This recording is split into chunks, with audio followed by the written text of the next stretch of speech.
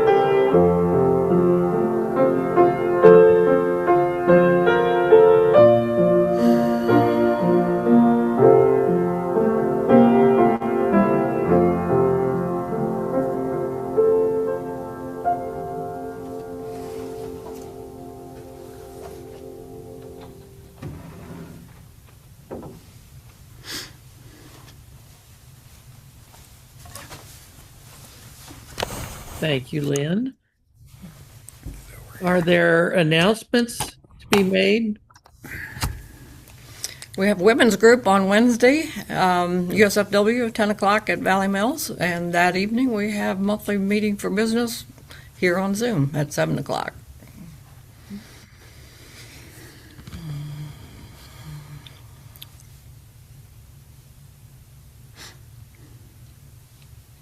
How about joys and concerns to share? I've already mentioned the arrival of our great granddaughter, Reese Page, who was born this past Wednesday. Uh, Went into the hospital on Wednesday, came home on Thursday. So obviously, mom and great granddaughter are doing very well. Very exciting. I'm not old enough, but other than that, it's a good deal.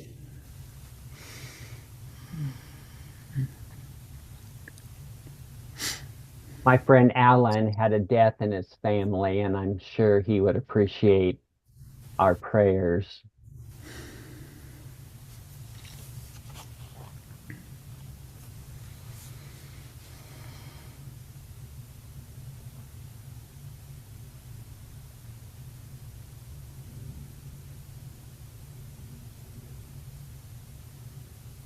I have a male friend from my evangelical men's group who he's 34. He tried to commit suicide a couple weeks ago, so prayers for him. His name's Josh.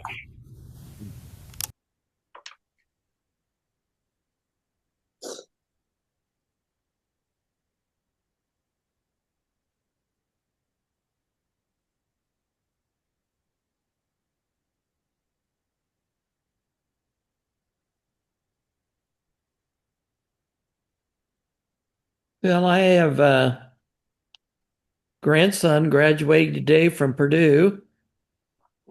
Actually, he's a great grandson, which is crazy, but that's the advantage of marrying somebody who was older than me.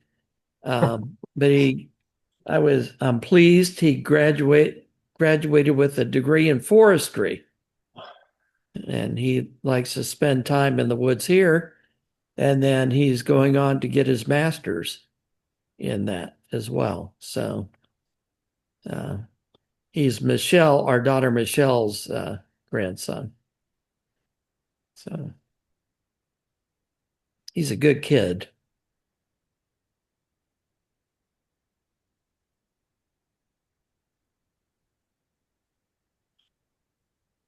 Well, let's hold these joys and concerns in our hearts and minds and lift them to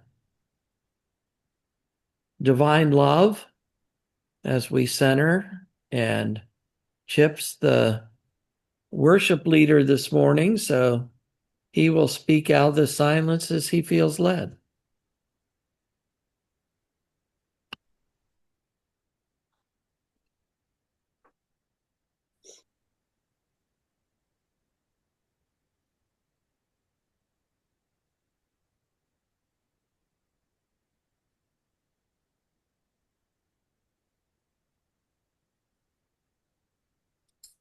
Good morning, friends. Thank you, Lynn. The scripture for today comes from James 4:13 through 14. Now listen, you who say, today or tomorrow we will go to such and such a town, stay there a year, conduct business, and make money. You do not know what tomorrow will bring. What is your life? You are a mist that appears for a little while and then vanishes. Today's message is going to be about time. In fact, my message for today I'm calling, Who Knows Where the Time Goes? That also happens to be the title of a song written by Sandy Denny. I would like to read you the lyrics. Who knows where the time goes? Across the evening sky, all the birds are leaving. But how can they know it is time for them to go? Before the winter fire, I will still be dreaming. I have no thought of time. For who knows where the time goes? Who knows where the time goes? Sad, deserted shore, your fickle friends are leaving. Ah, but now you know it's time for them to go. But I will still be here. I have no thought of leaving. I do not count the time. For who knows where the time goes? Who knows where the time goes? And I'm not alone. While my love is near me, I know it will be so until it's time to go.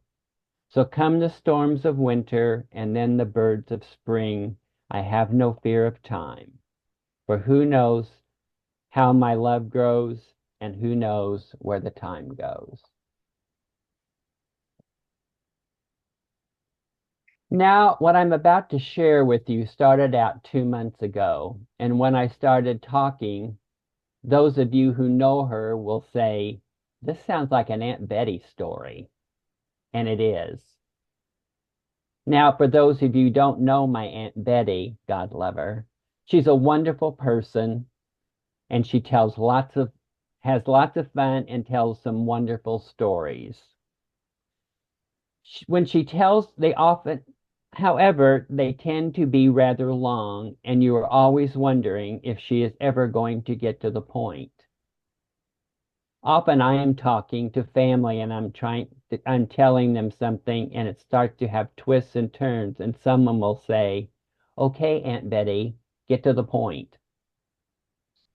So hopefully you will get the point. Now, 2 months ago, I went looking for a new car. For a long time, Troy and Brent have been after me to upgrade as my mother's car that I was driving was having mechanical issues. I remember going with my mother to Hubler Chevrolet to get her Trailblazer, which she got in 2004. I planned to do the same. Yes, I wanted a Trailblazer like mother's, but I wanted it to be yellow. We were greeted by this wonderful salesman named Lauren. He was so friendly. Troy and I sat down and told him what I was looking for. We went out to look at cars, and there were no yellow cars. Lauren said, here's a nice Trailblazer, which was a nice color blue. You might like it. Troy spoke up and said, color is not an option. It has to be yellow. We went back inside, and Lauren said he would find what I was looking for. I got a call on April 1st, and I got my new car. She is an atomic yellow, and I named her the Golden Goddess. Okay, I know that's not a very good name for a Quaker car, but she's just that, and I love her. Now, the next day, Troy drove Mother's car to have it worked on as I was going to give it to him. We found out the car was not fixable, and the mechanic couldn't believe that he drove it in there. He thought he had had it towed because it was in such bad shape.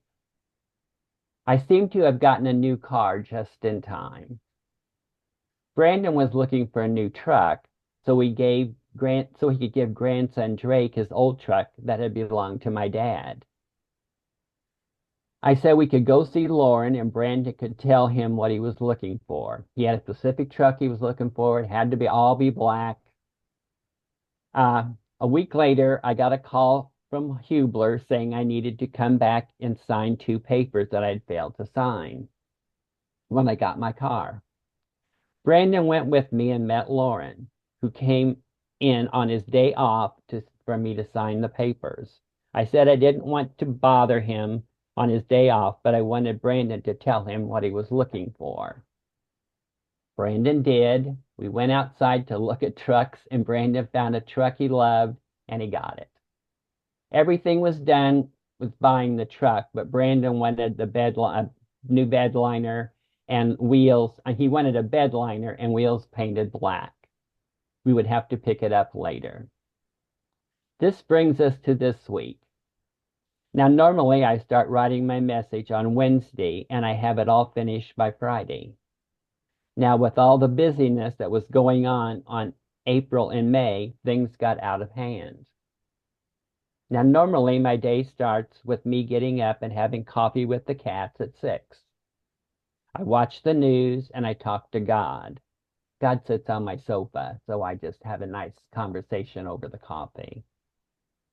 At 7, I go next door to get Drake up for school. By 8, he is on the bus or is on his way to school with me. At 9, I walk Brandon and Keisha's dogs, feed the birds and the critters, Mary the cat, and Cotton Blossom the raccoon. I walk the dogs 2 more times and home when Drake gets off the bus at 4, and then I take him back to school. Drake is in 5 different bands, and he has practice every night. When I get home, I either go eat with Troy or go to a meeting. Now, that's a normal day. But this past week was not a normal week. My plan, like I said, was to start Wednesday with my message and run through it, practice, and be ready to go on Sunday. As Mother would always say, if you want to hear God laugh, tell him your plans. I had been trying to think of what I could use for a message today, and after meeting last Sunday, I realized I had no subject. I had no subject. I then remembered talking to salesman Lauren about his tattoos. On one arm, he had an hourglass, and he said he wanted to do the whole arm with things about time, because we know how much money's in our bank account and things like that, but we don't know how much time we have, that only God knows how much time. And I thought, well, I'll do my message about time. I just did a post on Facebook about I couldn't believe where time had went when Brandon turning 37 and Drake turning 17 this month. Okay, I have plenty of time to put this together. That is when God laughed. I remember hearing someone say, keep in your mind that you are never granted tomorrow. And I thought, I shall start with Scripture, Proverbs 27:1.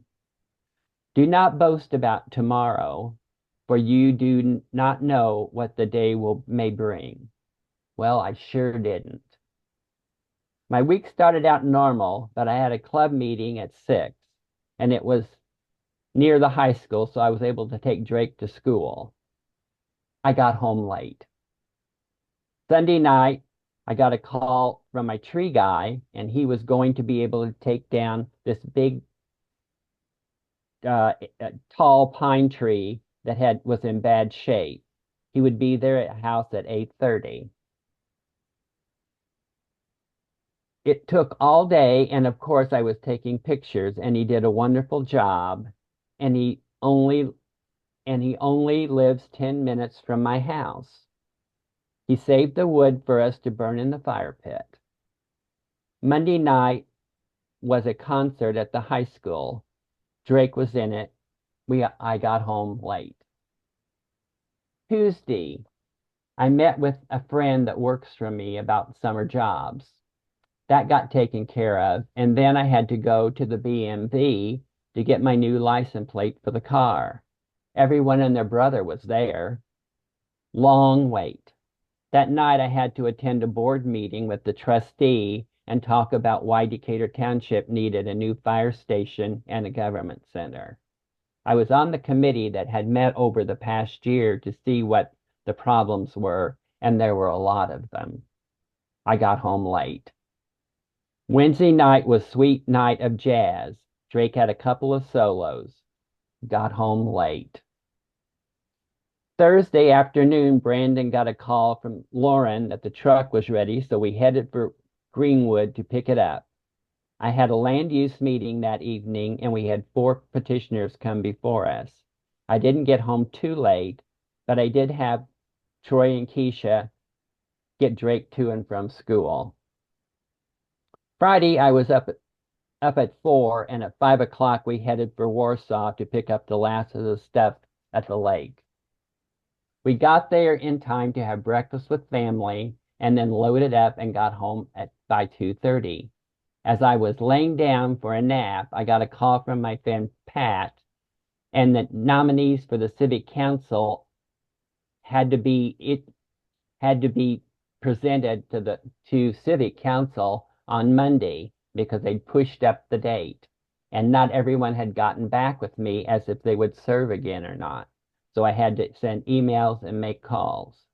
Friday night was another high school band concert, and Drake was in it. And then Drake and Troy and I went out to eat afterwards. Got home late.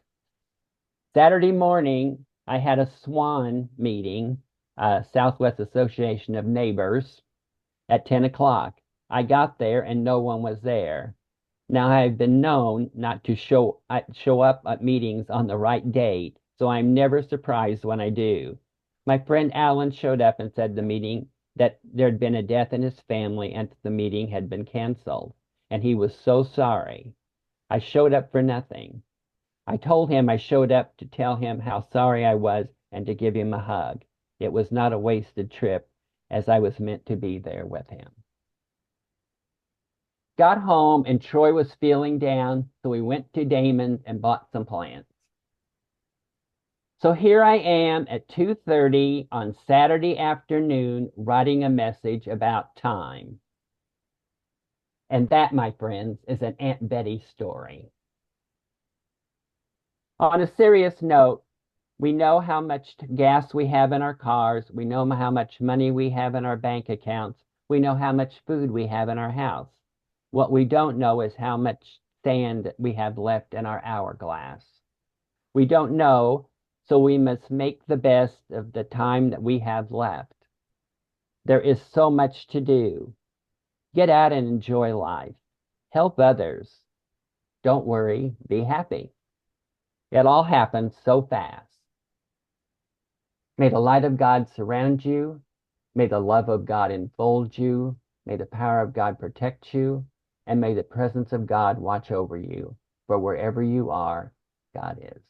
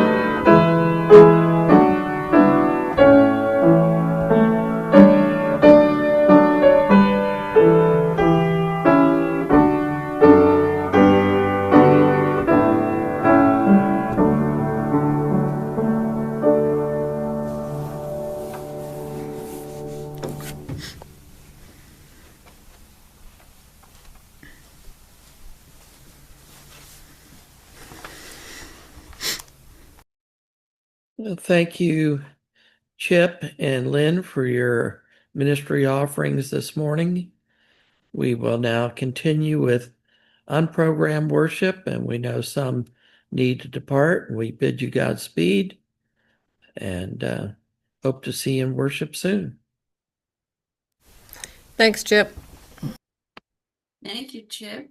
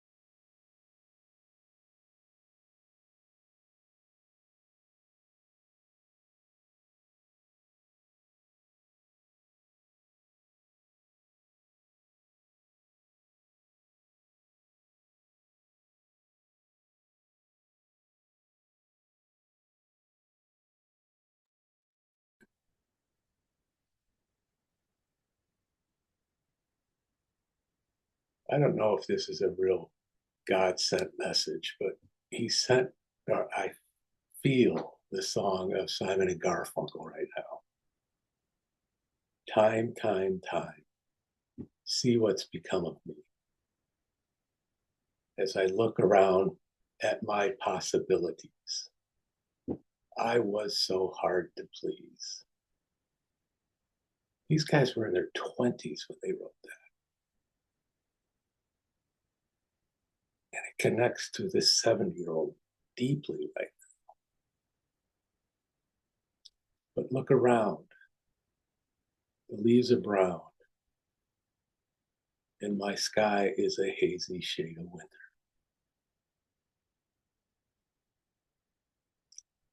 Thank you, Chip.